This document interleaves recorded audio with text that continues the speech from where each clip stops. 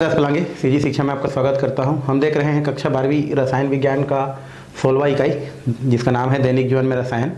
और इससे पहले वाला जो क्लास था उसमें हम लोग पढ़े थे कि ड्रग्स क्या है, अर्थात औषधि क्या है, और औषधि जो हमारे लिए उपयोगी हैं उनमें से हम कुछ औषधि को देखे थे, जैसे ज्वरनाशी क्या है, दर्दनाशी क्या है, उसके अलावा प्रशांतक क्या है, ये सब हम लोग देख चुके थे। उसके अलावा आपका प्रतिसूक्ष्म जैविक क्या है, एंटीबायोटिक क्या है, ये सब चीज़ पढ़े हैं। और यहीं से आपका क्वेश्चन बोर्ड क्लास में पूछा जाता है, इससे बाहर का क्वेश्चन नहीं पूछता है।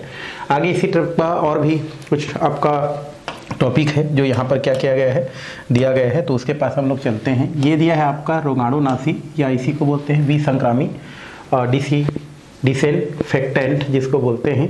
ये एक ऐसा रासायनिक पदार्थ होता है जो है उपयोग से, है ना, या इसके उपयोग से जीवाणु को तो नष्ट करता है, लेकिन इसका उपयोग से हमारे शरीर का जो सेल होता है, अर्थात जो ऊतक होता है या जो कोशिका होता है, उसको किसी प्रकार की कोई हानि नहीं पहुंचता है। तो वही हमारा क्या कहलाता है, रोगाणुनाशी। इससे पहले जो पढ़े थे हम लोग एंटीबायोटिक, उसमें थोड़ा सा अंतर था कि वो एक बार क्या कर सकता है, सेल को डैमेज कर सकता है, बट ये ऐसा है कि इससे सेल को कोई नुकसान नहीं होता है। तो बोल सकते हैं कि रोगाणुनाशी या विसंक्रामी या डिसइंफेक्टेंट वह रासायनिक पदार्थ होता है जो जीवाणु जो होता है, जो हमारे शरीर के लिए हानिकारक होता है, उन जीवाणुओं को क्या करता है, ये नष्ट करता है, उनकी वृद्धि को विराम लगाता है।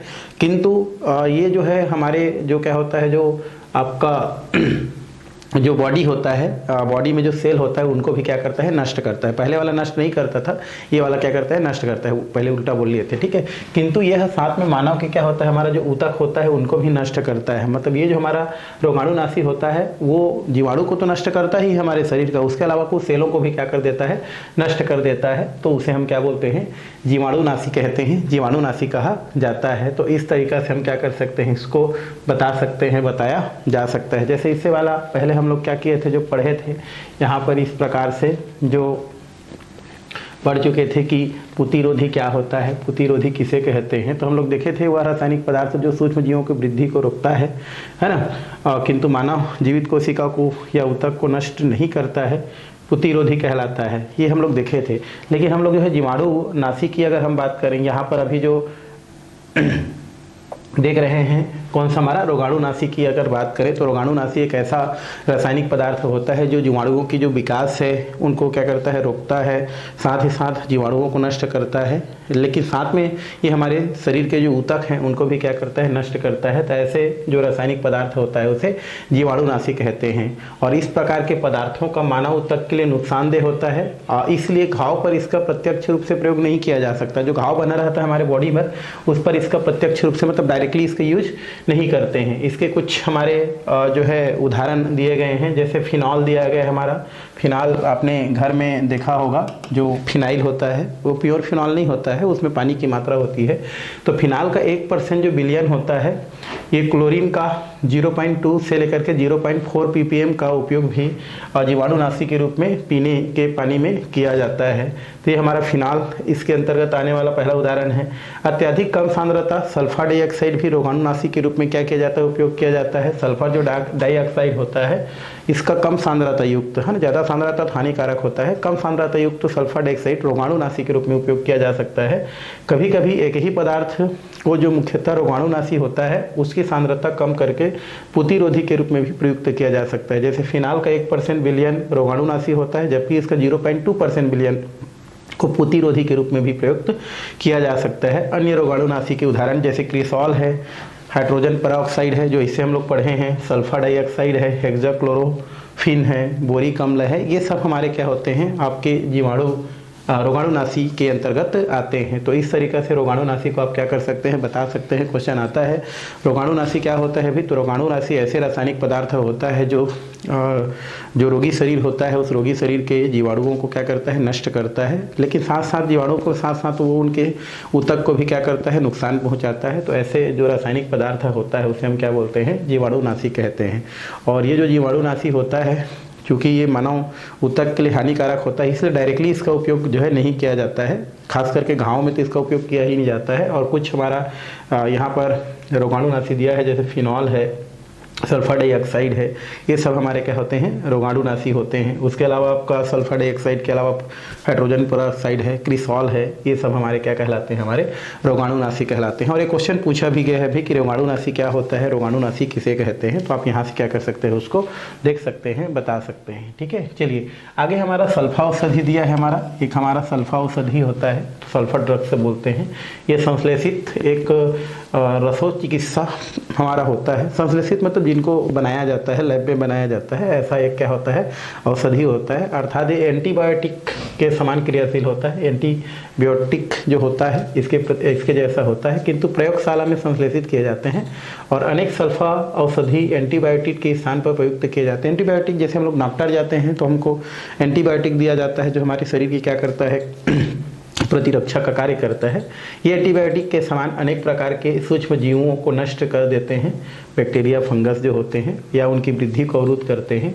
और सल्फाडाइजिन दिया है, सल्फा गुआनिन दिया है, सल्फा पिरिडीन दिया है, आदि कुछ प्रमुख क्या है, सल्फा औषधि है। और ये सभी सल्फेनिमाइड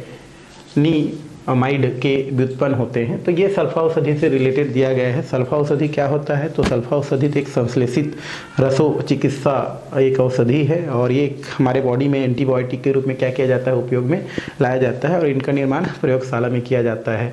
और अनेक प्रकार का जो भी सल्फा औषधि होता है उनका प्रयोग हम जो है एंटीबायोटिक के रूप में करते हैं, जो कि आपका वायरस हो गया है ना, या वायरस तो बैक्टीरिया हो गया, फंगी हो गया, इनको नष्ट कर देते हैं या उनकी वृद्धि को क्या करते हैं, रोकते हैं। यही हमारे क्या होते हैं, सल्फा औषधि होते हैं। ये भी आपको क्वेश्चन के तौर पर क्या कर सकते हैं भाई, पूछ सकते हैं। कुछ सल्फा औषधि दिया है हमारा, सल्फाडाइजिन दिया है, सल्फा गुआनिन दिया है, सल्फा पिरिडीन दिया है, ये सल्फा औषधि होते हैं। तो क्वेश्चन अगर आता है कि सल्फा औषधि क्या होता है भाई, तो सल्फा औषधि वह रासायनिक पदार्थ होता है जो हमारे जो क्या होते हैं शरीर में एक एंटीबायोटिक के रूप में क्या किया जाता है, इसका उपयोग किया जाता है। और ये एक ऐसा दवाई होता है जो हमारे शरीर में बैक्टीरिया और जो फंगी होते हैं उनको नष्ट करने का काम आता है, या उनकी वृद्धि को क्या करता है, रोक देता है। तो यही हमारा क्या होता है, सल्फा औषधि होता है। तो इसमें इतना ही है, इसमें ज़्यादा कुछ नहीं है। यहाँ पर कुछ सल्फा औषधि दिया गया है हमारा, जैसे हमारा सल्फाडाइजिन, सल्फा गुआनिनिन है ना, सल्फा पिरिडीन, ये हमारा हो गया, ये हमारा सल्फा इसिटेनामाइड, सल्फा थायोजोन, ये कुछ हमारे इसके सूत्र दिए गए हैं जो कि हम लोग उदाहरण पढ़े हैं। वैसे ये सब लिखने की ज़रूरत नहीं है, बट आपके नॉलेज के लिए सही है, तो इसलिए आप यहाँ से इसको देख सकते हैं भाई। आगे है प्रति मलेरियल है ना, एंटी मलेरियर के नाम से जाने जाते हैं। और ये ऐसा वो नाम से स्पष्ट है, देखो भाई मलेरियल दिया बोल रहे हैं, मतलब मलेरिया बुखार जो मच्छर के काटने से होता है।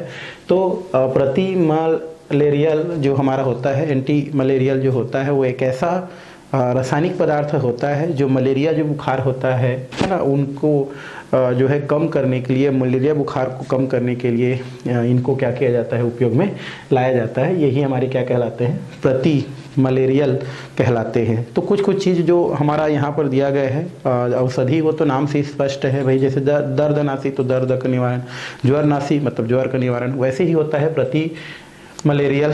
तो प्रति मलेरियल क्या होता है, तो प्रति मलेरियल वे रासायनिक पदार्थ होता है जिनका उपयोग है ना, मलेरिया जो बुखार होता है, मलेरिया जो ज्वर होता है, उनको कम करने के लिए है ना, नष्ट करने के लिए क्या किया जाता है, इस प्रकार की जो दवाई है उनका प्रयोग किया जाता है। तो उसे हम क्या बोलते हैं, प्रति मलेरियल कहते हैं।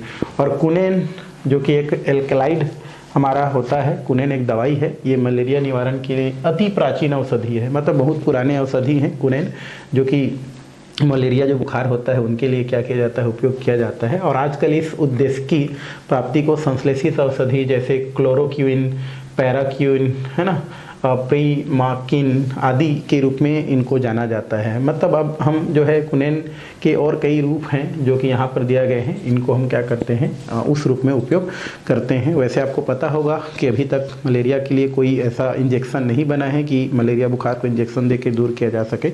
उसके लिए केवल टैबलेट ही होता है, दवाई ही होता है, जिनको खा करके क्या किया जा सकता है, मलेरिया जो बुखार है, मलेरिया का जो बीमारी है उसको क्या किया जा सकता है, दूर किया जा सकता है। तो प्रति मलेरिया क्या होता है भाई, तो प्रति मलेरिया वे रासायनिक पदार्थ होता है जिनका उपयोग मलेरिया बुखार को दूर करने के लिए क्या किया जाता है, उपयोग में लाया जाता है, वही आपका प्रति मलेरियल कहलाता है। और कुनेन है ना, जो सिनकोना वृक्ष के छाल से प्राप्त होता है, यही आपका क्या होता है, इनके लिए दवाई होता है जिनको उपयोग करके मलेरिया जो बुखार है उनको क्या किया जा सकता है, दूर किया जा सकता है। उसके अलावा और भी कई औषधि अब लैब में बनाया जा चुका है, जो कि क्लोरोक्विन है, पैराक्विन है, प्रिस्मेक्सिन है, ये सब कुछ दवाई हैं जो आपको मलेरिया बुखार के लिए भी क्या किया जाता है, उपयोग में लाया जाता है। तो ये प्रति मलेरियल हो गया, सब पढ़ना भाई, ये सब के सब हमारे क्या हैं, इंपॉर्टेंट हैं, जो आपको क्या कर सकता है, क्वेश्चन कर सकता है। ठीक, आगे है निश्चेतक, बेहोशी कारक बोलते हैं। ठीक है, निश्चेतक या बेहोशी कारक क्या होता है भाई, वो तो नाम से स्पष्ट है। बेहोशी कारक मतलब जिनको ऐसा औषधि जिनको लेने के पश्चात जो व्यक्ति होते हैं वो बेहोश हो जाते हैं, मतलब उनको किसी चीज़ का जो है आपका अपना क्या स्थिति है उसका पता नहीं रहता है, तो ये निश्चेतक। निश्चेतक मतलब चेतना का एहसास ना होना, हमको किसी चीज़ के बारे में पता ना चलना, यही हमारा क्या होता है, निश्चेतक होता है। अब यहाँ पर निश्चेतक जो है, आजकल तो बहुत सारे निश्चेतक ऐसे होते हैं कि आपको बेहोशी हालत नहीं आता है, आप उसको देखते रहेंगे, आपका पैर कटता रहेगा, आप देखते रहेंगे, लेकिन आपको दर्द नहीं होगा, ऐसा भी निश्चेतक होते हैं। ठीक है, तो निश्चेतक क्या होते हैं भाई, तो निश्चेतक ऐसे रासायनिक पदार्थ होते हैं जो मुख्यतः जो तंत्रिका तंत्र के जो जैव कार्यों के प्रति अचेतना उत्पन्न करते हैं। निश्चेतक अचेतन उत्पन्न करना, चेतना को कम करना, ये हमारा क्या होता है, हमारा बेहोशी कारक या निश्चेतक कहलाता है। तो क्या लिख सकते हैं, निश्चेतक वे रासायनिक पदार्थ होते हैं जिनका उपयोग से हमारे में अचेतना आती है। क्या जाती है, अचेतना उत्पन्न होती है। अचेतना मतलब हमको किसी चीज़ का समझ न रह पाना, हमको किसी चीज़ का ज्ञान न रह पाना, ऐसा स्थिति उत्पन्न हो जाती है। तो ऐसा जो रासायनिक पदार्थ होती है वही बेहोशी कारक या आपका निश्चेतक के नाम से क्या की जाती है, जानी जाती है। और इस प्रकार की दवाई जो होती है डायरेक्ट तंत्रिका तंत्र को क्या करती है, प्रभावित करती है, और इनका प्रभाव उत्क्रमणी होती है। इसका मतलब ये है कि प्रभावित अंग बेहोशी कारक की सांद्रता के कम हो जाने पर शीघ्रता से सामान्य अवस्था में क्या हो जाती है, आ जाती है। ये ऐसा दवाई है कि जब तक असर रहता है व्यक्ति में तब तक वो बेहोश के हालत में रहता है, लेकिन जैसे जैसे क्या होते जाता है, उनका दवाई का असर उस पर कम होने लगता है, वैसे वैसे वो फिर से अपनी पुरानी स्थिति में क्या हो जाता है, आ जाता है और पहले जैसा हो जाता है। इसलिए इनका जो प्रभाव होता है उत्क्रमणी होता है, मतलब पहले जैसे आदमी था उसको सूंघा दिए या दे दिए तो बेहोश हो गया, लेकिन थोड़ा देर के पश्चात फिर से वो अपनी पुरानी स्थिति में आ जाती है। तो इस तरीक़े से हम कर सकते हैं, और इसलिए अस्थायी अचेतन या दर्द में प्रयुक्त हो जाती है, और इनके अनुप्रयोग के आधार पर इनको जो है कुछ भागों में बांटी गई है। तो पहला क्वेश्चन ये बन गया, निश्चेतक या बेहोशी कारक क्या होता है, अपने वर्षों में लिखना, अपने शब्दों में लिखना कि निश्चेतक या बेहोशी कारक वे रासायनिक पदार्थ होते हैं जिनका उपयोग जो है आपको बोल सकते हैं अचेतन उत्पन्न करने के लिए, है ना, बेहोशी कारक के रूप में क्या किया जाता है, इसका उपयोग किया जाता है, निश्चेतक कहलाता है। और इस प्रकार का जो दवाई होता है वो तंत्रिका तंत्र को क्या करता है, प्रभावित करता है। इस दवाई का उपयोग करने से हमको बेहोशी आता है और हम कुछ समय के लिए अपनी जो भी चेतना है उसको खो देते हैं, और फिर उस स्थिति में आपके साथ जो ऑपरेशन करना है या जो भी करना है वो स्थिति क्या हो जाता है, आपका कंप्लीट कर लिया जाता है। और ये एक उत्क्रमणी प्रक्रिया होता है, कुछ समय के पश्चात फिर से हम आपकी पुरानी स्थिति को क्या कर लेते हैं, प्राप्त कर लेते हैं। मतलब जब आपको कोई दवाई दिया जाता है उस स्थिति में आप बेहोश हो जाते हैं, लेकिन जैसे जैसे दवाई क्या किया जाता है, उपयोग जो है उसका असर है कम होते जाता है, फिर से व्यक्ति अपनी पुरानी स्थिति में आ जाता है। और यहाँ पर जो है इनको जो है दो भागों में बांटा गया है। पहला होता है सामान्य निश्चेतक, सामान्य निश्चेतक जनरल एंटी सेप्टिक बोल सकते हैं, है ना, सिंथेटिक दिया है हमारा। ये केंद्रीय तंत्रिका तंत्र को दबाकर शरीर के चेतना को शून्य कर देता है। सामान्य जो निश्चेतक होता है ये हमारे डायरेक्ट तंत्रिका तंत्र को प्रभावित करता है, तंत्रिका तंत्र को क्या कर देता है, दबा देता है, और हमारे अंदर चेतना जो होता है वो शून्य कर देता है। मतलब हमको किसी चीज़ का एहसास नहीं रहता है, अर्थात संपूर्ण शरीर की संज्ञा शून्य हो जाता है। हमको कोई क्या कर रहा है हमारे बॉडी में हमको कोई पता नहीं चलता है। और इनका प्रयोग सर्जरी में किया जाता है। सर्जरी मतलब कुछ चीज़ हो जाता है, जैसे एक्सीडेंट हो गया या अन्य कुछ हो गया, तो उस स्थिति में इसका प्रयोग किया जाता है। और इन्हें गैस के रूप में प्रयोग किया जाता है। जैसे नाइट्रस ऑक्साइड आपने सुना होगा, नाइट्रस ऑक्साइड जो होता है, वैसे तो नाइट्रस ऑक्साइड देखेंगे तो हंसाने वाली जो गैस होता है उसको भी बोलते हैं, बट इसका हम लोग प्रयोग किसी दूसरे के साथ मिला के कर सकते हैं। साइक्लोप्रोपेन दिया है हमारा, है ना, एथिलीन दिया है, ईथर दिया है, तथा इंजेक्शन के रूप में भी प्रयोग किया जाता है, जैसे सोडियम पेंटोथल भी प्रयुक्त किया जाता है। तो सामान्य निश्चेतक वह निश्चेतक होता है जिनका उपयोग से हमारा जो तंत्रिका तंत्र है वो दब जाता है और पूरे शरीर को शून्य कर देता है, पूरे शरीर में चेतना को क्या कर देता है, शून्य कर देता है। अर्थात हमको किसी भी प्रकार के चीज़ों का जो क्या होता है या कोई भी चीज़ हमारे बॉडी में जो हो रहा है उसका हमको एहसास नहीं रहता है, तो ये हमारा सामान्य निश्चेतक कहलाता है। और इनको जनरली गैस के रूप में या तो इंजेक्शन के रूप में क्या किया जाता है, व्यक्ति को दिया जाता है। जैसे गैस के रूप में नाइट्रस ऑक्साइड है, उसके अलावा हमारा साइक्लोप्रोपेन है, एथिलीन है ना, लेकिन ईथर है। इंजेक्शन के रूप में देने वाला है सोडियम पेंटोथल, ये सब क्या किया जाता है, प्रयुक्त किया जाता है। और एक होता है स्थानीय निश्चेतक, ये शरीर के विशेष अंग के दर्द या संवेदना को शून्य करते हैं। जैसे मैं आपको बता रहा था कि किसी विशेष स्थान पर अगर कुछ हो गया है तो वहाँ पर ही सुई दे करके उसी भाग को क्या किया जाता है, पर्टिकुलर जो है शून्य किया जाता है। पूरा बॉडी को शून्य करने की कोई ज़रूरत नहीं होता है। तो ये हमारा क्या कहलाता है, स्थानीय निश्चेतक कहलाता है। ये शरीर के विशेष अंग को दर्द या संवेदना शून्य करने के लिए इसका प्रयोग किया जाता है। और जाइलो कैन रूप में प्रयुक्त, जैसे एथिल क्लोराइड है, स्प्रे के रूप में प्रयुक्त होता है, आप लगा दो वो वाला बॉडी क्या हो जाएगा, आपका शून्य हो जाएगा। प्रोकेन दिया है, इंजेक्शन के रूप में प्रयुक्त किया जाता है। इसका प्रयोग ऑपरेशन जैसे दांत निकालने में, घाव आदि को टाँका लगाने में, ये सब में क्या किया जाता है, इसका प्रयोग किया जाता है। और भी है आधुनिक निश्चेतक, जैसे हमारा आर्थोकेन दिया है, हमारा डाईमेथिल शोकिन दिया है। ये कुछ हमारे स्थायी निश्चेतक होते हैं। तो स्थायी निश्चेतक क्या होते हैं भाई, तो स्थायी निश्चेतक वे रासायनिक औषधि होता है जो आपका शरीर के किसी पर्टिकुलर जो क्या होता है, जो पार्ट होता है उस पर क्या किया जाता है, उपयोग करके उन्हीं पार्ट को क्या किया जाता है, शून्य किया जा सकता है। वहाँ की चेतना को दूर किया जा सकता है, चेतना को जो है कम किया जा सकता है। तो ऐसे जो हमारे निश्चेतक होते हैं उसको हम लोग क्या बोलते हैं, स्थानीय निश्चेतक कहते हैं। और सामान्य निश्चेतक में पूरा बॉडी को क्या क्या करना पड़ता है, पूरा शून्य करना पड़ता है। मतलब कुल मिलाकर आदमी बेहोश हो जाता है स्थानीय उसमें, सामान्य निश्चेतक में। बट स्थानीय निश्चेतक में क्या होता है, आपका जो व्यक्ति होता है उनके पर्टिकुलर जो पार्ट होता है, मान लो पैर में कुछ मोच लग गया है तो उन्हीं जगह पर क्या किया जाता है, इंजेक्शन के थ्रू या स्प्रे के थ्रू जो दवाई होता है उनको क्या कर दिया जाता है, आपका छिड़क दिया जाता है। और फिर वहीं पर क्या किया जाता है, फिर वो वाला भाग जो है क्या है, पर्टिकुलर क्या हो जाता है, आपका शून्य हो जाता है। ठीक है, जैसे यहाँ पर आपको मोच लगा है तो यहीं पर आपको स्प्रे कर दिया जाएगा या इंजेक्शन दे दिया जाएगा, तो ये वाला पार्ट क्या हो जाएगा, आपका शून्य हो जाएगा, है ना। और फिर वहाँ पर कोई भी कार्य किया जा सकेगा, चाहे वो टाँका लगाने से रिलेटेड हो या जो भी हो। तो इस तरीक़े से निश्चेतक दो प्रकार का होता है, स्थायी निश्चेतक और एक होता है हमारा सामान्य निश्चेतक। तो निश्चेतक क्या होता है आपको समझ में आ गया होगा। निश्चेतक का मतलब होता है, निश्चेतक वे रासायनिक क्या होता है, पदार्थ होता है जिनका उपयोग जो है करने से तंत्रिका तंत्र जो होता है वो तंत्रिका तंत्र क्या हो जाता है, बिल्कुल अचेतना युक्त हो जाता है। मतलब तंत्रिका तंत्र क्या करता है, पूरे शरीर को अचेतन बना देता है, मतलब हमको किसी चीज़ का एहसास नहीं रहता है, वही हमारा निश्चेतक कहलाता है। और निश्चेतक कितने प्रकार के होते हैं, दो प्रकार के होते हैं, स्थानीय और सामान्य। सामान्य निश्चेतक में पूरे जो है शरीर को क्या करना पड़ता है, बेहोशी करना पड़ता है और फिर जा कर के कोई भी जो कार्य है शरीर से रिलेटेड वो किया जाता है। जबकि स्थानीय निश्चेतक में किसी पर्टिकुलर अंग में दवाई को इंजेक्ट करके उसी भाग को क्या किया जाता है, शून्य किया जा सकता है।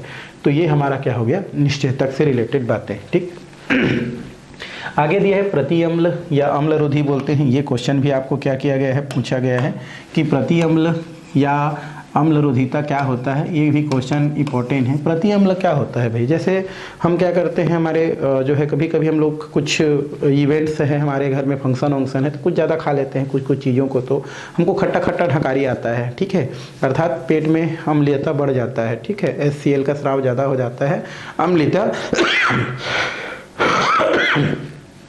क्या हो जाता है, बढ़ जाता है। और उस स्थिति में हमको खट्टा खट्टा ढकारी आता है और हमको अच्छा नहीं लगता है। तो फिर उस स्थिति में हम इनो का या सोडियम बाइकार्बोनेट का जो खाने का सोडा होता है ना, ये सब का हम क्या करते हैं, उपयोग करते हैं। क्योंकि हम जानते हैं कि पेट में अगर HCl बन रहा है तो अगर हम क्या करते हैं, सोडियम बाइकार्बोनेट हो गया, सोडियम बाइकार्बोनेट हो गया, खाने का क्या होता है, सोडा होता है। अगर हम खा कर देते हैं तो ये क्या कर देता है, इसको न्यूट्रल कर देता है और हमको फिर जो ढकारी आ रहा है खट्टा खट्टा, वो क्या हो जाता है, बंद हो जाता है। तो प्रति अम्ल क्या होता है, जो हमारे अंदर बने जो एसिडिटी है ना, जो अम्लता है जो बढ़ गया है हमारे शरीर में, उसको कम करने के लिए हम जिस औषधि का उपयोग करते हैं वो हमारा क्या कहलाता है, आपका वो आपका प्रति अम्ल कहलाता है। जैसे यहाँ पर एसिडिटी हम में बढ़ गया है तो हम सोडियम बाइकार्बोनेट का प्रयोग करेंगे, खाने का सोडा का प्रयोग करेंगे, तो खाने का सोडा क्या कहलाएगा आपको? प्रति अम्ल कहलाएगा। क्यों? क्योंकि वो अम्लीयता को क्या कर रहा है? नष्ट कर रहा है। मतलब प्रति अम्ल मतलब अम्लीयता को नष्ट करने वाला जो क्या होता है, हम लोग जो पदार्थ लेते हैं वही हमारा प्रति अम्ल कहलाता है। जैसे हमारे शरीर में अगर अम्लीयता बढ़ गया है, खट्टा ढकारी आ रहा है, तो उनको दूर करने के लिए हम लोग इनो लेंगे या सोडियम बाइकार्बोनेट लेंगे, तो वो हमारा क्या कहलाएगा? प्रति अम्ल कहलाएगा। तो वही चीज़ दिया है, वह रासायनिक पदार्थ जो अमाशय में अम्ल की अधिक मात्रा को दूर करता है। हमारे पेट में अमाशय होता है जहाँ से HCl गैस स्रावित होता है, तो उनको दूर करने के लिए हम जिस दवाई का उपयोग करते हैं वही आपका क्या कहलाता है? अम्लरोधिता या आपका प्रति अम्ल कहलाता है। एंट एसिड कहलाता है, उसे हम एंट एसिड कहते हैं। और ये सामान्यतः अमाशय में पाचन के समय अम्ल की अधिकता से अम्ल गैस्ट्राइट्रिक हो जाती है और इस बीमारी के कारण पाचक रस में हाइड्रोक्लोरिक जो अम्ल होता है, HCl होता है, उसकी अधिकता हो जाती है। और अम्लता की रोग को दूर करने के लिए, है ना, आपका कैल्शियम कार्बोनेट भी प्रयोग की जाती है। एक प्रकार का क्या होता है? चूना पत्थर होता है। सोडियम बाइकार्बोनेट जिसको भी बोले, मैग्नीशियम सल्फेट का उपयोग की जाती है जो टेबलेट के रूप में की जाती है। निलंबन के रूप में इसका उपयोग की जा सकती है ना। और ये पदार्थ प्रकृति में क्षारी होती हैं और ये अमाशय के हाइड्रोक्लोरिक अम्ल की अधिकता को क्या करती है? उदासीन कर देती है। तो ये हम लोग शुरू में देख लिए। प्रति अम्ल क्या होता है भाई? तो प्रति अम्ल वे पदार्थ होते हैं जो हमारे शरीर में जो बनने वाले जो क्या होते हैं, जो अम्ल होते हैं, उन अम्लों को क्या करते हैं? उनको न्यूट्रल कर देते हैं, तो वो हमारे प्रति अम्ल कहलाते हैं। या तो अपने भाषा में लिख सकते हैं कि वे रासायनिक पदार्थ जो शरीर में अमाशय से अधिक स्रावित जो क्या होता है, हमारा जो HCl होता है, उस HCl की मात्रा को क्या करता है? कम करने के लिए जो भी हमारा औषधि क्या किया जाता है, उपयोग में लाया जाता है, वो औषधि हमारा प्रति अम्ल कहलाता है। और प्रति अम्ल के रूप में हम सोडियम बाइकार्बोनेट, उसके बाद जो है कैल्शियम कार्बोनेट, उसके अलावा मैग्नीशियम सल्फेट उपयोग में कर सकते हैं। तो डायरेक्ट आप क्वेश्चन कर सकते हैं। और ये कब होता है? कभी कभी हमारा क्या होता है, जब मैं आपको बताया कि कभी कभी हमारा जो ज़्यादा खाना खा लेने से या अन्य प्रकार की प्रतिक्रिया कर लेने से हमारे शरीर में जो अमाशय जो होता है, वो अमाशय क्या करता है? HCl का स्राव थोड़ा ज़्यादा कर देता है, जिसके वजह से हमारे शरीर में क्या हो जाता है? HCl की मात्रा बढ़ जाती है। और उस HCl की मात्रा को कम करने के लिए इस प्रकार के पदार्थों का उपयोग करने से उसकी मात्रा कम हो जाती है या न्यूट्रल हो जाती है। तो लिया गया पदार्थ क्या कहलाती है? आपकी प्रति अम्ल कहलाती है। तो ये भी इंपॉर्टेंट क्वेश्चन है, इसको आपको देखना है क्या है, कैसा है। तो अपने भाषा में इसको क्या कर सकते हैं? लिख सकते हैं कि प्रति अम्ल क्या होता है। तो प्रति अम्ल वे औषधि होते हैं जो हमारे शरीर में जो अमाशय के द्वारा अधिक मात्रा में स्रावित जो HCl होता है, उनको न्यूट्रल करने के लिए, उनको उदासीन करने के लिए हम जिस दवाई का प्रयोग करते हैं वही आपका क्या कहलाता है? प्रति अम्ल कहलाता है। तो मेरे ख्याल से प्रति अम्ल आपको समझ में आ गया होगा। यहाँ से आपको क्या कर सकता है? क्वेश्चन कर सकता है। चाहे तो इसी को लिख सकते हैं, नहीं तो आप जो है आप जैसे समझे हैं वैसे आप क्या कर सकते हैं? लिख सकते हैं, बता सकते हैं। ठीक है, वही दिया है जो अमाशय के अम्ल की अधिक मात्रा को दूर करने के लिए, है ना, उपयोग में लाई जाती है। तो ये हो गया प्रति अम्ल। ये क्वेश्चन आपसे कर सकता है। कुछ हमारा इनका दिया गया है, रेनिटिनिन दिया है, हमारा लेसोप्रोजोल दिया है ना, ओमेप्रोजोल दिया है। तो ये आप देख सकते हैं भाई। चलिए नेक्स्ट नंबर क्या है? प्रतिहिस्टामिन। प्रतिहिस्टामिन क्या होता है? तो प्रतिहिस्टामिन औषधि को प्रति एलर्जिक, हम एलर्जिक औषधि भी कहा जाता है, क्योंकि इनका उपयोग एलर्जी जैसे त्वचा पर चकत्ते आना, अस्थमा, आप जानते हो जुखाम है, खुजली है, आदि के उपचार में क्या की जाती है? इसका उपयोग की जाती है। और शरीर में कोशिकाओं में संयुक्त रूप से, है ना, हिस्टामिन प्रोटीन संकुल के रूप में उपस्थित रहती हैं और इस हिस्टामिन के स्राव से शरीर में एलर्जी होती है, इसलिए इन औषधि को प्रतिहिस्टामिन कही जाती है। तो क्या बोल रहे हैं? प्रतिहिस्टामिन। प्रतिहिस्टामिन एक ऐसा औषधि होती है जो हमारे शरीर में जो एलर्जी होती है, उस एलर्जी जैसे कि अस्थमा, जुखाम, खुजली आदि के उपचार के लिए क्या की जाती है? उपयोग जो है लाई जाती है। और हमारे शरीर के अंदर एक हिस्टामिन प्रोटीन की संकुल पाई जाती है और इसमें एक हिस्टामिन की क्या होती है? स्राव होती है। और हिस्टामिन के स्राव से ही हमें एलर्जी आती है और इस एलर्जी को दूर करने के लिए जिस दवाई का उपयोग की जाती है वो प्रतिहिस्टामिन कहलाती है। तो बोल सकते हैं प्रतिहिस्टामिन क्या होता है, प्रति एलर्जिक क्या होता है, तो भाई एलर्जी आप जानते हो, किसी को आवाज़ से एलर्जी रहता है, ज़्यादा साउंड होता है तो व्यक्ति को लगता है कि वो अच्छा नहीं लग रहा है, किसी को बस में जाने से उल्टी आता है वो भी एक एलर्जी होता है, किसी को धूप में खड़ा होने से एलर्जी रहता है। तो बहुत सारे एलर्जी के क्या होते हैं, हमारे प्रकार होते हैं। कभी कभी एलर्जी खतरनाक भी हो सकता है, ठीक है।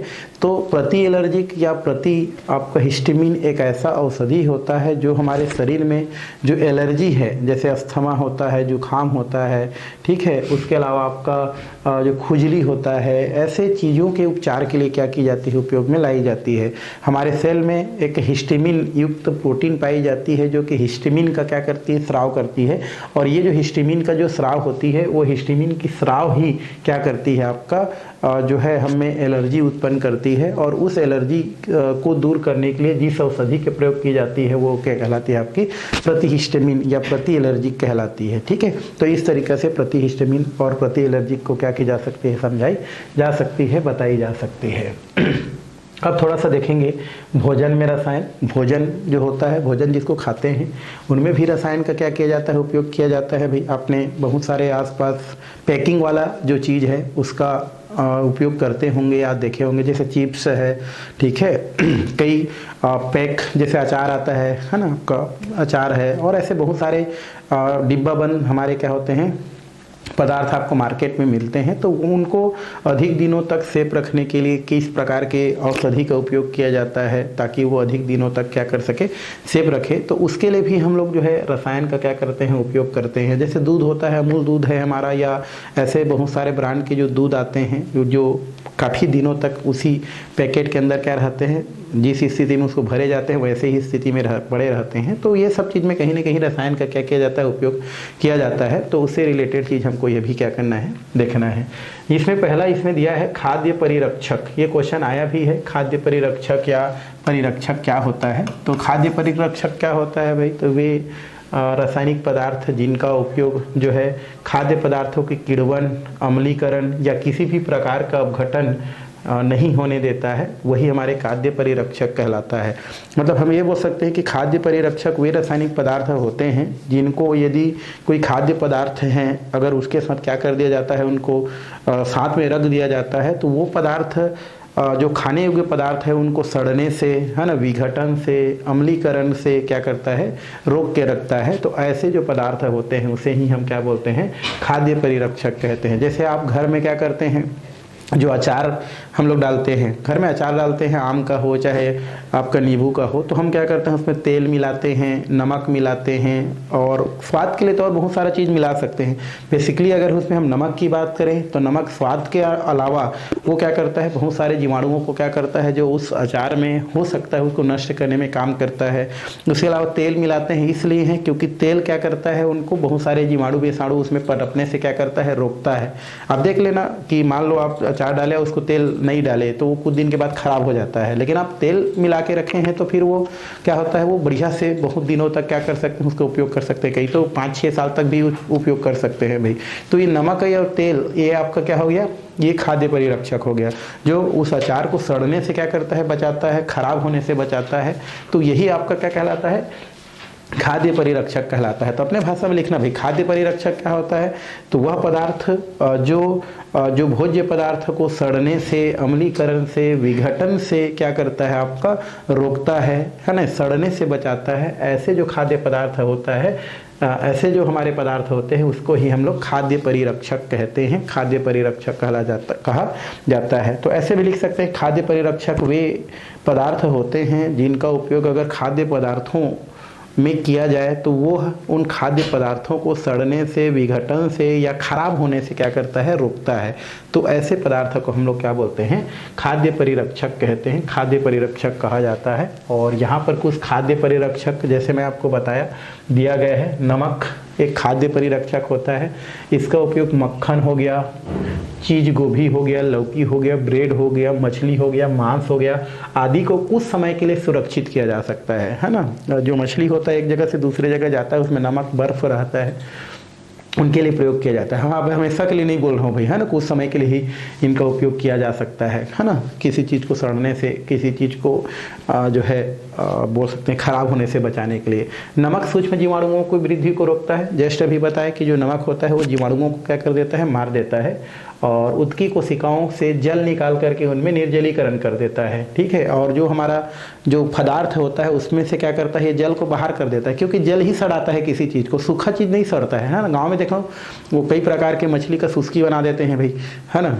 वो क्या होता है बहुत दिनों तक सेफ रहता है। वो इसलिए सेफ रहता है कि उसको सुखा के जला के उसके अंदर का जो पानी रहता है ना उसको क्या कर दिया जाता है, दूर कर दिया जाता है, इसलिए वो काफ़ी दिनों तक सूखा अवस्था में पड़ा रहता है।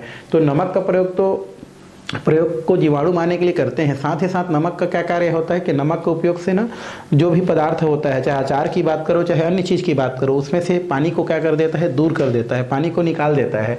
और जब पानी शरीर से निकल जाता है तो फिर उसको अधिक दिनों तक क्या रखा जा सकता है, सेफ रखा जा सकता है। आप सब्जी बनाते वक्त भी जब हम क्या करते हैं, किसी भी सब्जी में नमक मिलाते हैं तो फिर वो पानी देना स्टार्ट करता है, अर्थात वो पकना स्टार्ट हो जाता है बोल सकते हैं। तो इस तरीक़े से नमक का प्रयोग हम खाद्य पदार्थों के परिरक्षक के रूप में करते हैं। दूसरा शर्करा, शुगर जिसको बोलते हैं, शक्कर जिसको बोला जाता है, ये जैम हो गया, जेली हो गया, फूलों के रस हो गया, शहद हो गया, आदि के परिरक्षण के लिए प्रयोग में लाया जाता है। शहद है, उसमें शक्कर मिला दो, शक्कर मिला हुआ शहद आता है ना। जेली है, फूल का रस है, इस सब में शक्कर मिला रहता है। शक्कर जो होता है ना वो किसी भी जीवाणु को पनपने से रोकता है। जो चीज़ जितना मीठा होता है वह कम सड़ता है, सड़ता ही नहीं है जो चीज़ मीठा होता है बोल सकते हैं। मतलब शक्कर का प्रयोग जो होता है वो आपका परिरक्षक के रूप में प्रयोग लाया जाता है। ठीक है, गुलाब जामुन देख लो आप, जो है पूरा चाशनी में डूबा रहा है, उसको 15-20 दिन तक खाते रहो, कोई टेंशन ही नहीं है, क्योंकि शक्कर है, उसमें कोई चीज़ पनपने की कोई आवश्यकता ही नहीं है ना। तो इस तरीक़ा से आप बोल सकते हैं। डब्बा बंद जो क्या आता है हमारा गुलाब जामुन आता है, रसगुल्ला आता है, पूरा भी है किस में डूबा है, वो चाशनी में डूबा हुआ है, हिम्मत ही नहीं है किसी जीवाणु को वहाँ पर क्या हो सके, अटैक कर सके। तो इस तरीक़ा से हम शक्कर का भी क्या करते हैं, उपयोग जो है किसके लिए करते हैं, परिरक्षक, खाद्य परिरक्षक के रूप में करते हैं। सिरका विनेगर बोलते हैं। सिरका तो आप नहीं जानते होंगे, अंग्रेजी में ज़्यादा जानते हैं, विनेगर जिसको बोलते हैं। जहाँ चाउमीन वाउमीन खाने जाते हैं तो शायद एक पानी टाइप का पदार्थ होता है, उनका उपयोग किया जाता है थोड़ा सा खट्टापन देने के लिए, क्योंकि जितने भी अम्ल होते हैं वो खट्टा होते हैं भाई। ठीक है, और हम प्योर एसिटिक अम्ल का प्रयोग नहीं करते हैं ना, वो मुँह जर जाएगा, फिर टेंशन हो जाएगा। ठीक, तो वहाँ पर क्या होता है हमारा, हम प्योर एसिटिक अम्ल, सिरका क्या होता है, एसिटिक अम्ल होता है ना, CH3COOH, इसको हम लोग बोलते हैं एसिटिक अम्ल, इसी को विनेगर या सिरका बोलते हैं। लेकिन 4% जेली विलियन को बोलते हैं ना, पानी इसमें मिला रहता है, जो अचार में, सब्जियों में परिरक्षण के रूप में क्या किया जाता है, इसका उपयोग किया जाता है। तो इस तरीक़ा से खाद्य परिरक्षक के कुछ उदाहरण सिंपल है, नमक है, शुगर है, साथ में हमारा सिरका है, ये हमारे खाद्य परिरक्षक के रूप में क्या किया जाता है, उपयोग किया जाता है। तो इस तरीक़ा से आप बोल सकते हैं भाई खाद्य परिरक्षक क्या होता है। तो खाद्य परिरक्षक वे रासायनिक पदार्थ होते हैं जो भी खाद्य पदार्थ है उसको सड़ने से, अम्लीकरण से या है ना खराब होने से क्या करता है, बचाता है। तो ऐसे जो पदार्थ होते हैं उसे ही हम खाद्य परिरक्षक कहते हैं। कुछ खाद्य परिरक्षक हम लोग यहाँ पर देख चुके हैं, यहाँ पर आप क्या कर सकते हैं, उसको जान सकते हैं।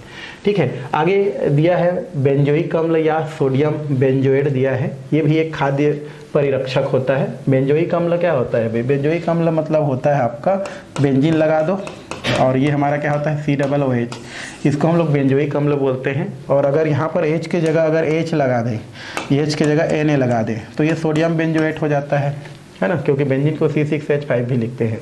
तो बेंजोइक अम्ल ले सकते हैं या सोडियम बेंजोएट ले सकते हैं। ये सोडियम बेंजोएट है और अगर H रहेगा तो बेंजोइक अम्ल हो जाता है। तो इनका प्रयोग भी खाद्य पदार्थों को सड़ने से रोकने के लिए क्या किया जाता है, उपयोग लाया जाता है। और ये एक हमारा क्या होता है, सामान्य परिरक्षक होता है।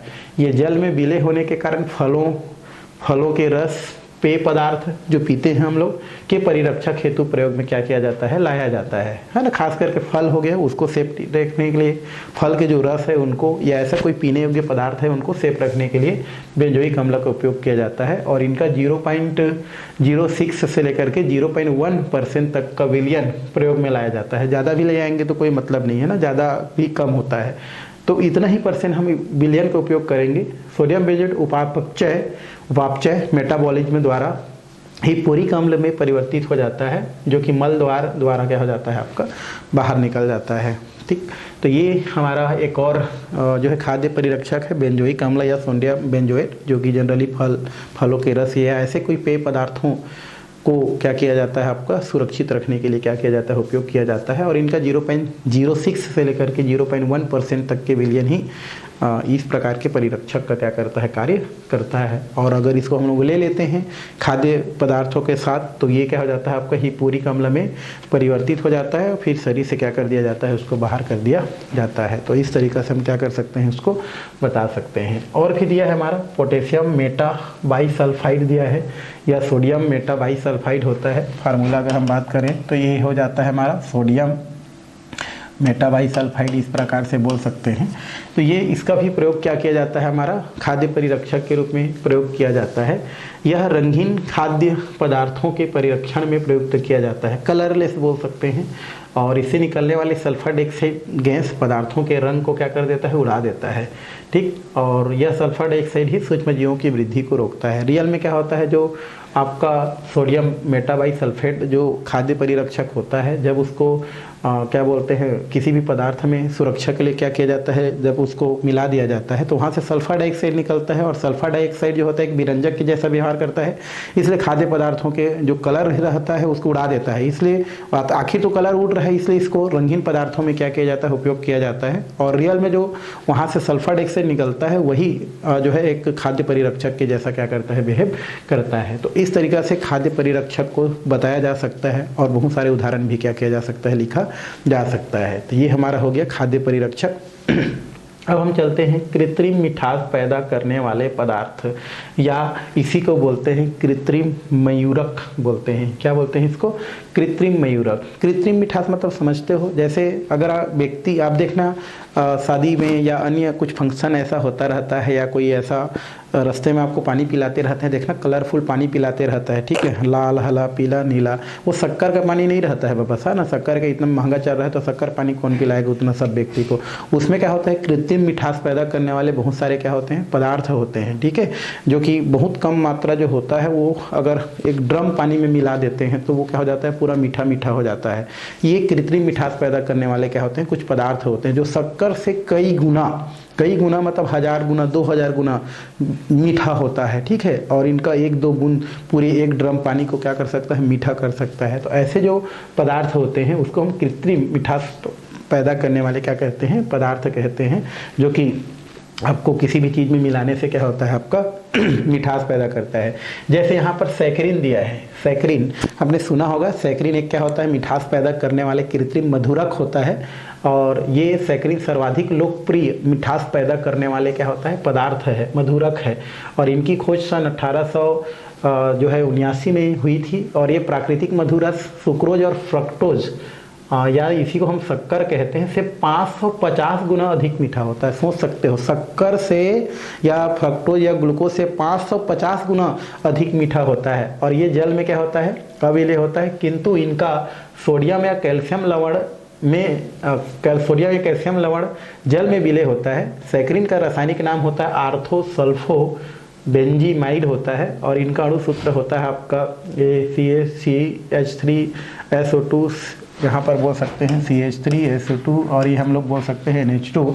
ये श्वेत क्रिस्टली ठोस होता है और इसका कोई ऊर्जा मान या पोषण मान नहीं होता, ये शरीर कोई ऊर्जा नहीं देता है। इनका उपयोग पेय पदार्थ, पान मसाला, सुपारी को मीठा करने में, मधुमेह के रोगियों को, मोटे व्यक्तियों के रोगियों को किया जाता है। और ये मूत्र के द्वारा अपरिवर्तित रूप से शरीर से बाहर निकल जाता है, मतलब शरीर को ज़्यादा नुकसान नहीं पहुँचाता है। तो सैकरीन एक क्या होता है, हमारा कृत्रिम मधुरक होता है, जो शक्कर से लगभग 550 गुना क्या होता है, आपका मीठा होता है। और इनका उपयोग जनरली मिठास के लिए क्या किया जाता है, जैसे सुपारी को मीठा करने में, पान सुपारी मीठा करने में, है ना, कुछ पेय पदार्थ है उनको मीठा करने में इसका क्या किया जाता है, उपयोग किया जाता है। तो ये हमारा हो गया सैकरीन।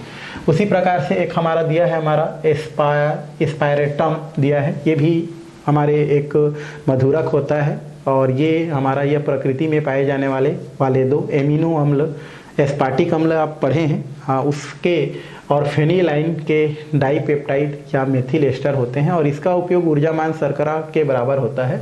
यह शरीर की तुलना में 100 गुना अधिक क्या होता है, आपका मीठा होता है और यह गर्म करने पर अपघटित हो जाता है। इसे ठंडे पे च्युइंगम हो गया, कॉफ़ी हो गया, ठंडे खाद्य पदार्थों में इसका क्या किया जाता है, उपयोग किया जाता है। च्युइंगम का मिठास इसी की वजह से होता है, स्पार्टेम के, है ना। उसके बाद कॉफ़ी होता है ना, ठंडे खाद्य पदार्थ होते हैं उनमें इसका प्रयोग किया जाता है मिठास के लिए।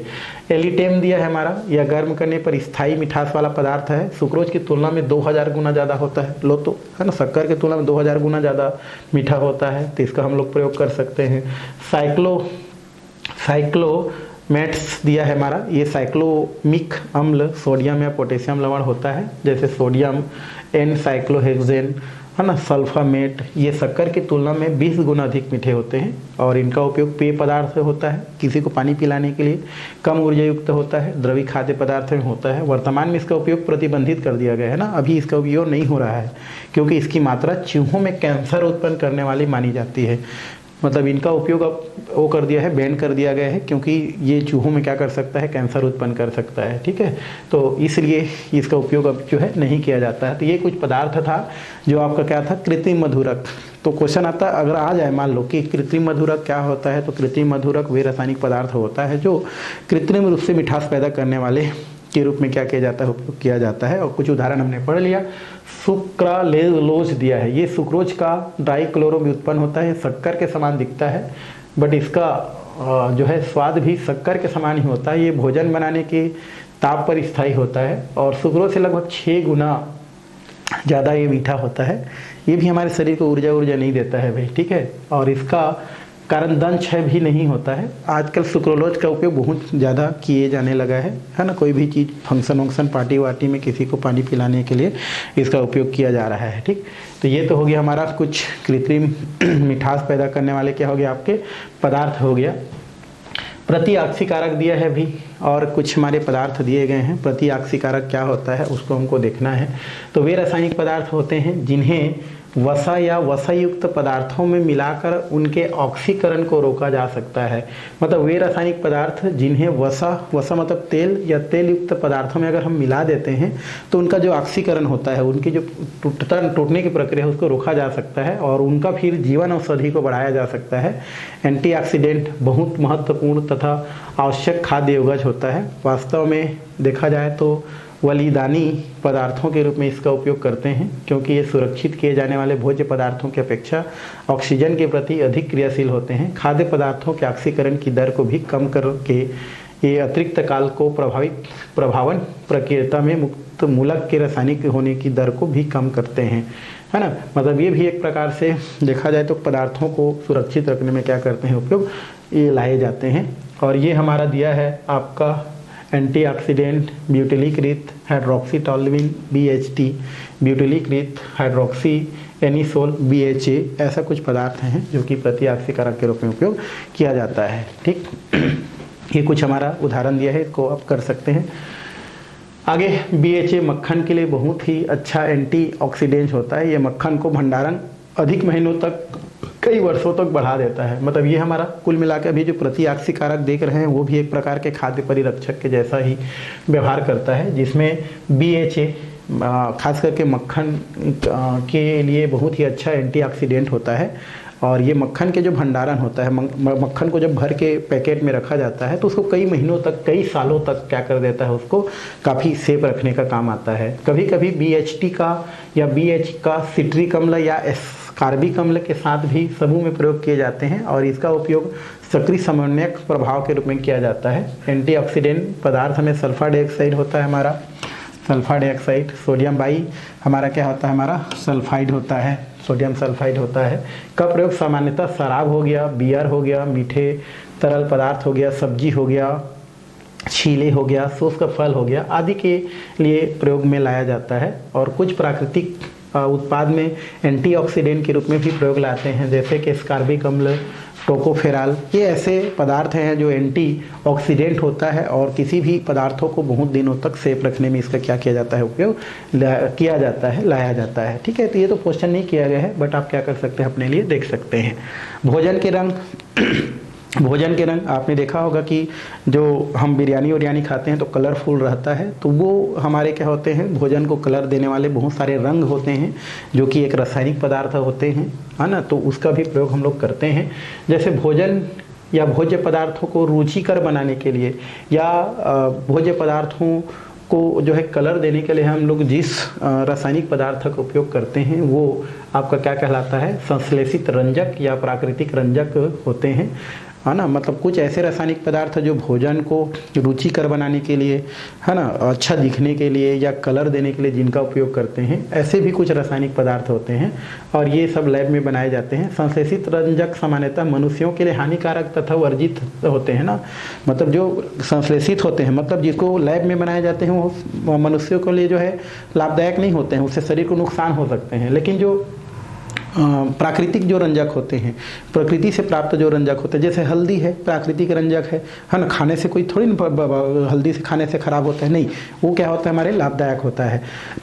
सर्वाधिक प्रचलित संश्लेषित रंजक दिया है, बनाने वाला जो रंजक है जो उसको लैब में बनाया गया है सबसे ज़्यादा प्रचलित है टेट्राजिन, कैंसर उत्पन्न करता है, नहीं खाना है। कुल मिला के कलर देने वाले जो भी पदार्थ है उसको पहले प्राकृतिक रंजक जैसे क्लोरोफिल हरा कलर होता है, आपको जानते हो पत्तियों में पाया जाता है। एंथोजेंथिन दिया है, हल्का पीला होता है। कैरोटीनाइड्स पीला रंग का होता है। सेफ्रॉन नारंगी रंग का होता है, का प्रयोग भोजन रंगों में प्रयोग किया जाता था, परंतु बाद में बहुत अधिक संख्या में कृत्रिम रंगों का उपयोग किए जाने लगा। इसमें से निम्न कुछ रंग हैं जो कि भोज्य पदार्थ के रूप में प्रयोग किया जाता है। जैसे जो रंजक है लाल रंग देता है, पैरा जो लोन रंजक है पीला रंग देता है, इंडिगोइड दिया है, नीला ट्राइफेनिल होता है, मेथेन होता है जो हरा रंग देता है। तो इस प्रकार से कुछ पदार्थ रासायनिक पदार्थ हैं जिनका उपयोग भोज्य पदार्थ को रुचिकर तथा कलर देने के लिए क्या किया जाता है, उपयोग में लाया जाता है। लेकिन ज़्यादातर जो संश्लेषित रंग होता है जिसको लैब में बनाया जाता है वो क्या होता है, हानिकारक होता है, ठीक है। लेकिन जो कृत्रिम रंग होता है वो हानिकारक नहीं होता है। जैसे मैं हल्दी के बारे में बताया, वो हमारा प्राकृतिक होता है, शरीर को किसी प्रकार से कोई नुकसान नहीं पहुंचाता है। तो ये कुछ कलर के युक्त जो पदार्थ हैं उनका हम लोग प्रयोग कर सकते हैं, ठीक है। आगे है शोधन, अभिकर्मक तथा डिटर्जेंट। साबुन आप पहले पढ़ चुके हैं। साबुन क्या होता है, आपका सोडियम स्टेरेट होता है, ये हम लोग पहले जो है पढ़ चुके हैं। सफाई के लिए इसका उपयोग किया जाता है। जब हम लोग इसमें कौन सा लेसन पढ़ रहे थे, लगभग हम लोग 17 रसायन जो लेसन था, है ना, उसमें हमने साबुन से रिलेटेड जो भी बातें हैं वो दिखा था कि साबुन क्या होता है, साबुन में क्या होता है ना, किस प्रकार से साबुन क्या करता है, कार्य करता है। तो उसको यहाँ पर करने की ज़रूरत नहीं, वही वाला साबुन के लिए हम लोग क्या कर सकते हैं, उपयोग कर सकते हैं। सोडियम परमेट, सोडियम स्टेट, ये सब चीज़ हम देख चुके हैं, ठीक है। तो आप उसी को वहाँ जो पढ़े हैं उसी को आप क्या करेंगे, पढ़ाई करेंगे। साबुन का बनाना, ठीक है, साबुन का बनना भी हम लोग देख चुके हैं। जब वसा, ग्लिसरॉल, सोडियम हाइड्रोक्साइड, है ना, जब क्या करते हैं, ग्लिसरॉल होता है, ग्लिसरॉल स्टेरेट होता है, सोडियम हाइड्रोक्साइड होता है या पोटेशियम हाइड्रोक्साइड के घोल को उबाला जाता है तो हमें साबुन क्या होता है, प्राप्त होता है। तो लिख सकते हैं, जब वसा हो गया, ग्लिसरॉल एसीटेट होता है, सोडियम हाइड्रोक्साइड होता है या पोटेशियम हाइड्रोक्साइड होता है, जब सबको क्या कर दिया जाता है, मिला दिया जाता है ना। ग्लिसरॉल क्या होता है भाई, ग्लिसरॉल मतलब होता है CH2OH, ये होता है CHOH और ये क्या होता है हमारा CH2OH। और हमारा क्या होता है, साथ में क्या होता है, हमारा सोडियम के हमारे क्या होते हैं, एस्ट्रेट होते हैं। जैसे हमारा क्या होता है, हमारा NaCOO, है ना। यहाँ पर क्या कर सकते हैं हम लोग, जो है H लगभग जो है बोल सकते हैं, C17H37 बोल सकते हैं। इस प्रकार से हम लोग तीनों को ले लेते हैं। तो इन तीनों को हम लोग जब क्या करते हैं, सोडियम हाइड्रोक्साइड के साथ मिला देते हैं तो साबुन हमको क्या हो जाता है, प्राप्त हो जाता है, ठीक। तो इसमें आपको उतना नहीं करने की ज़रूरत नहीं है।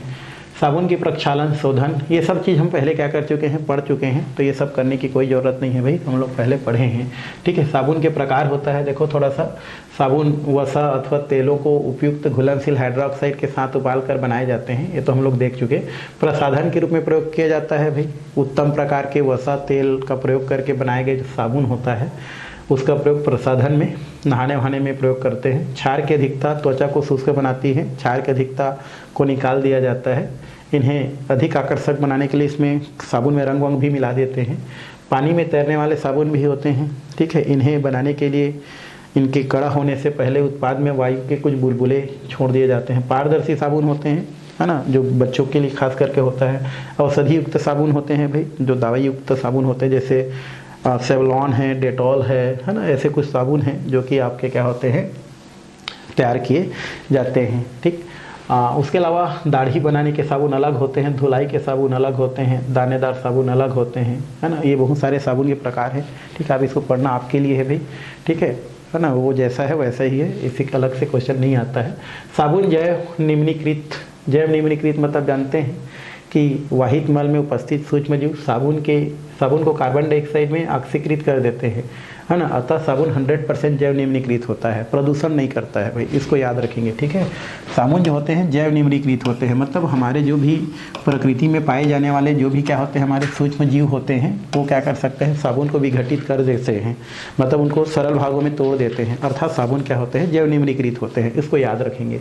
और साबुन के जो दोष हैं वो दो हैं हमारे। साबुन कठोर जल में उपयोग नहीं किए जा सकते हैं। कठोर जल क्या होता है आप पहले पढ़ चुके हैं, कैल्शियम और मैग्नीशियम आयन उपस्थित जो भी जल होता है वो कठोर जल होते हैं। और कठोर जल में साबुन कभी झाग नहीं देता है, 11th क्लास का होता है। तो जो कठोर जल होता है उसमें साबुन जो है झाग नहीं देता है, और कठोर जल जो है कैल्शियम और मैग्नीशियम के लवण की वजह से होता है। और ये आयन साबुन से क्रिया करके कैल्शियम और मैग्नीशियम साबुन का सफ़ेद अवक्षेप बना देते हैं। तो ऐसा साबुन या साबुन जो होता है कठोर जल में झाग नहीं देता है, और अगर घिसते रहते हैं साबुन क्या होता है आपका ज़्यादा क्या होता है आपको खर्चे होता है। उसके अलावा साबुन अम्लीय माध्यम में उपयोगी नहीं होता है। अम्लीय माध्यम मतलब अम्ल जानते हो, HCl युक्त पदार्थ है, तो उसमें इसका उपयोग नहीं किया जा सकता है। अम्लीय विलयन में अघुलनशील वसी अम्ल का अम्ल बना लेते हैं, ये वस्त्रों के रेशों में चिपक जाते हैं। ठीक है, अतः कपड़ों की धुलाई में रुकावट पैदा करते हैं, तो अम्लीय माध्यम में नहीं कर सकते हैं, कठोर जल में इसका उपयोग नहीं कर सकते हैं। ठीक है, तो साबुन से रिलेटेड हम लोग पहले चर्चा कर चुके हैं, जो आपका कैसे धुलाई किया जाता है, किस प्रकार से कपड़ा धुलता है, वो हम पहले पढ़ चुके हैं। ठीक है, इसमें साबुन के प्रकार देखे, तरह तरह के साबुन, और साथ में साबुन जो होता है जैव निम्नीकृत होता है वो देखे, उसको देखेंगे। यहाँ पर एक दिया है संश्लेषित या अपमार्जक या डिटर्जेंट जिसको बोलते हैं। ये क्वेश्चन आपको किया है, इसको आपको देखना है। अपमार्जक लैटिन एक भाषा है, उसके डिटर्जेंट का अर्थ यहाँ पर दिया है धोकर साफ करना। अपमार्जक का अर्थ क्या होता है, धोकर साफ करना, और का प्रयोग शोधक के रूप में किया जाता है। और अपमार्जक एक व्यापक शब्द होता है और इसमें साबुन भी सम्मिलित है, लेकिन आजकल अपमार्जक शब्द का प्रयोग मुख्यतः संश्लेषित अपमार्जक को निरूपित करने में क्या किया जाता है, इसका उपयोग किया जाता है, जिसे सेंडेरेस के नाम से जाना जाता है। तो अपमार्जक क्या होता है, डिटर्जेंट आप सुने होंगे, ये एक सर्फ होता है जिस पर चाहे कठोर जल हो चाहे मृदु जल हो कोई फर्क नहीं पड़ता है। ठीक है, वो सब में क्या होता है उपयोग किया जाता है। और अपमार्जक या डिटर्जेंट का सामान्य अर्थ क्या होता है आपका धोकर साफ करना होता है, और इसमें साबुन भी सम्मिलित आ जाता है। और आजकल हम जो है इसका जो है सिंडेंस के रूप में इसका क्या कर रहे हैं हम लोग उपयोग कर रहे हैं। वर्गीकरण दिया है हमारा, संश्लेषित अपमार्जक को निम्नलिखित भागों में वर्गीकृत करते हैं, ऋण आयनक और धन आयनिक। ठीक है, और एक नॉन आयनिक होता है। तो ऋण आयनिक डिटर्जेंट क्या होता है भाई, तो यह लंबी श्रृंखला वाले प्राथमिक एल्कोहल है ना का सल्फेट उत्पन्न होता है, जिसमें कार्बन परमाणु की संख्या 12 से 18 तक होता है, और ये एक हाइड्रोकार्बन सल्फोनेट लवण होता है। ये आप क्या कर सकते हैं, इसको कर सकते हैं। और धन आयनिक डिटर्जेंट यह प्रायः इनवर्ट साबुन के नाम से भी जाना जाता है, क्योंकि इस प्रकार के अपमार्जक का जल में घुलनशील वाला सिरा क्या होता है, धनात्मक होता है, और यह एक अच्छा क्लीनिंग वाहक होता है। साथ साथ जर्मिसाइडल है ना गुण भी इसमें क्या होता है प्रदर्शित होता है। ये अस्पतालों में ज़्यादातर प्रयोग किया जाता है, इसको आपको अच्छा से देखना है भाई। ठीक है, और नॉन आयनिक जिसमें ध्रुवीय सहसंयोजक युक्त होता है, नॉन आयनिक होता है, जल में घुलनशील होता है, पेंटा एरिथ्रोसॉल ये दिया गया है। और अपमार्जक की सफाई की प्रक्रिया दिए गए हैं। अपमार्जक एल्किल श्रृंखला कपड़ों में उपस्थित चिकनाई या तेल बूंद के साथ घुलनशील होता है, जबकि शेष भाग जल में घुलनशील होता है। ठीक है, इस प्रकार से आपको पता है जल और तेल में क्या होता है, पायस इमल्सन बनता है, पहले भी आपको मैं बताया हूँ। ठीक है, मिसेल जिसको बोलते हैं बन जाता है, जो झाग के रूप में क्या हो जाता है, दिखाई देता है। जल तथा तेल के अणुओं के मध्य पृष्ठ तनाव घट जाता है, रगड़ने पर उसमें जो है कपड़े की गंदगी या कण पायस के साथ जो है बाहर निकल जाता है। तो सेम साबुन जैसा जो प्रक्रिया हम लोग पढ़े हैं वैसा ही है, तो अलग से इसको और करने की ज़रूरत नहीं है भाई। मृदु और कठोर अपमार्जक होता है, ऐसे एल्किल बेंजीन सल्फोनेट जिनमें एल्किल पार्श्व श्रृंखला अत्यधिक शाखा युक्त होती है, लंबी शाखा युक्त होती है, उनका सेप्टिक टैंक है ना, सीवेजीशन जैविक अपघटन कठितन से होती है। अतः संश्लेषित अपमार्जक को कठोर अपमार्जक कहते हैं, मतलब जो बनाया जाता है। और जैसे उदाहरण में एल्किल सल्फेट, एथॉक्सीडेट, जिनका जैविक अपघटन सरलता से होता है। मृदु अपमार्जक, मतलब कठोर अपमार्जक वे अपमार्जक होते हैं जिनका जो है आसानी से विघटन नहीं होता है, और मृदु अपमार्जक वे अपमार्जक होते हैं जिसका आसानी से विघटन होता है। तो इसको आपको देखना है भी। कुछ डिटर्जेंट के गुण दिया है, आप पढ़ सकते हैं। डिटर्जेंट मृदु कठोर जल दोनों प्रकार में प्रयुक्त किए जा सकते हैं, क्योंकि कठोर जल में उपस्थित कैल्शियम और मैग्नीशियम आयनों के साथ आसानी से अविलेय लवण नहीं बनाते हैं, ठीक है, जबकि साबुन का उपयोग कठोर जल में नहीं किया जा सकता है। डिटर्जेंट का जलीय विलयन उदासीन होता है। यह डिटर्जेंट बिना किसी हानि को कोमल रेशों से बने वस्त्रों को साफ करने में प्रयुक्त किया जा सकता है। और साबुन का जलीय विलयन है ना, जल अपघटन के कारण क्षारीय होता है, जो कोमल वस्त्रों को धोने में हानिकारक होता है, ठीक है। संश्लेषित अपमार्जक साबुन की अपेक्षा अधिक विलेय होता है, अतः साबुन की तुलना में अधिक झाग देते हैं। डिटर्जेंट आप समझ गए होंगे, ठीक है। और संश्लेषित अपमार्जक से संबंधित प्रदूषण। संश्लेषित अपमार्जक उपयोग प्रमुख समस्या ये है कि इनमें हाइड्रोकार्बन श्रृंखला अधिक शाखित होते हैं। आर वाला जो समूह होता है ज़्यादा बड़ा रहता है, अतः जीवाणु द्वारा आसानी से निम्नीकृत नहीं होते हैं, मतलब ये विघटित नहीं होते हैं, और फिर नदी नालों में क्या हो जाते हैं, ये पहुँच जाते हैं, और उस स्थिति में कई प्रकार की समस्या क्या करते हैं, उत्पन्न करते हैं। जल प्रदूषण, जल को क्या करते हैं, प्रदूषित करते हैं। तो ये है, इसको आप कर सकते हैं। और इस प्रकार से लेसन भी क्या होता है आपका समाप्त होता है। लेसन क्या समाप्त होता है, पूरा आपका कोर्स क्या हो जाता है, यहाँ से कंप्लीट हो जाता है। और इस लेसन से ज़्यादातर आपका जो हम लोग पढ़े हैं इससे पहले, ज्वारनाशी, प्रति अम्ल, ये सब की क्वेश्चन ही ज़्यादातर पूछा जाता है, ठीक है। तो ये लेसन आपका ख़त्म हो गया। ओके।